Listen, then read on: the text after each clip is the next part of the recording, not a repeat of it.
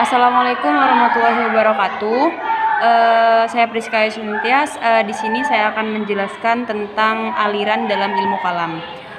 Ilmu kalam adalah cabang ilmu dalam Islam yang membahas akidah, keyakinan dengan pendekatan logis dan rasional, yang dimana tujuannya adalah untuk menjelaskan dan membela keimanan umat Islam dari pengaruh pemikiran asing atau kesesatan yang muncul,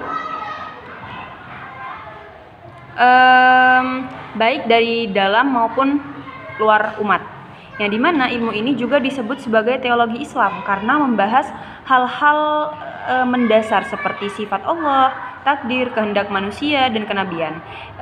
Ilmu kalam berbeda dari ilmu fikih yang fokus pada hukum dan amalan, karena ilmu kalam ini membahas isi hati dan keyakinan, seperti itu. Tokoh-tokoh ilmu kalam itu ada Al-Ghazali dan Fakhruddin Ar-Razi, yang dimana semuanya itu membahas tentang akidah dan membahas tentang ketuhanan.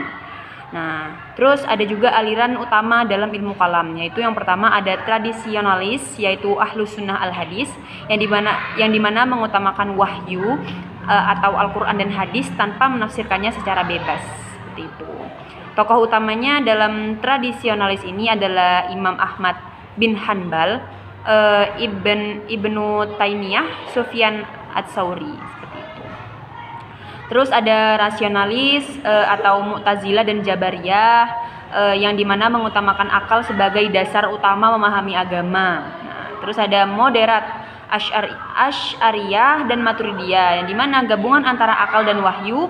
Terus akal itu digunakan, yang dimana akal digunakan untuk memperkuat ajaran wahyu, bukan menggantikannya. Nah, setelah itu ada dampak ilmu kalam, ya. Dampak positif itu membantu kita untuk membela Islam dari pengaruh pemikiran luar, mendorong pemikiran rasional dalam menjelaskan iman, menyusun sistem keimanan yang logis dan terstruktur, membuka jalan bagi berkembangnya ilmu lain seperti logika dan filsafat Islam. Setelah itu ada dampak negatif.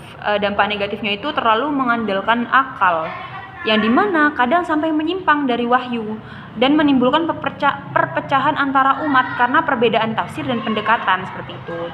Juga bisa mengalihkan fokus dari dakwah dan pembenahan sosial ke debat teologis yang rumit seperti itu. Terus juga meningkatkan sikap taklid atau yang bisa kita kenal sebagai ikut-ikutan kayak gitu pada tokoh-tokoh tertentu, bukan pada Al-Quran dan Sunnah, tapi membuat Islam terkesan rumit dan sulit dipahami oleh orang awam, seperti itu. Kesimpulan sederhananya, ilmu kalam adalah ilmu penting dalam sejarah Islam yang dimana membantu menjaga dan membela akidah dengan cara berpikir logis, namun penggunanya perlu dilakukan dengan seimbang. Agar apa? Agar tidak menggeser peran utama wahyu. Pemahaman akidah tetap harus berpijak pada Al-Quran dan Sunnah, bukan semata pada spekulasi logika atau debat panjang yang tidak produktif, seperti itu. Sekian dari saya. Wassalamualaikum warahmatullahi wabarakatuh.